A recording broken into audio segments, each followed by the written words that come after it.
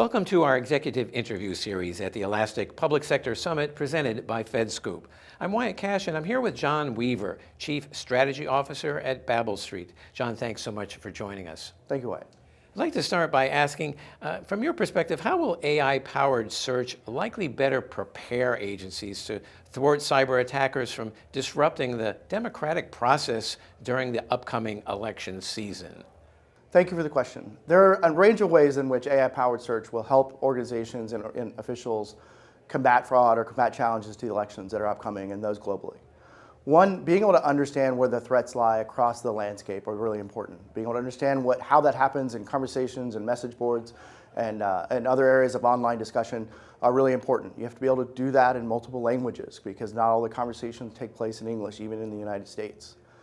Being able to understand and how to do that at scale, where hundreds of millions of messages can be involved in the capabilities, but also being able to use search to understand and explore structured information. How do you fuse structured and unstructured information together to provide the insights that are necessary in order to identify bad threat actors and to be able to take remediation against those actions as they take place?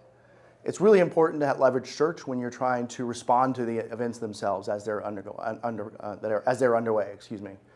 So think about an incident that's taken place. How do officials that are involved from the federal, state, and local become involved in doing that response itself? How do they understand who the actors are that are involved in that incident? What are the motives behind those actions? And then being able to communicate that effectively across the organization to do so. Being able to do that in real time is also critical. The actions are underway right now that are trying to jeopardize elections here and globally. And so how can you respond to those information, those actors as they change? How do you pivot to those operations as they're underway?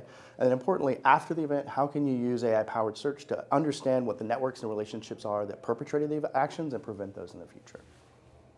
And then how will robust search analytics platforms also likely help agencies address growing nation-state and criminal cyber threats and better protect critical infrastructure?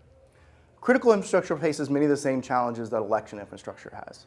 There are lots of points of entry. So whether it's the water supply system, it's the hospital systems that are under attack from ransomware, it's energy supply grids that are taking place in transporting fuel, transportation networks, all of those have people and processes and capabilities that have attack surfaces that nation states and criminals want to take advantage of.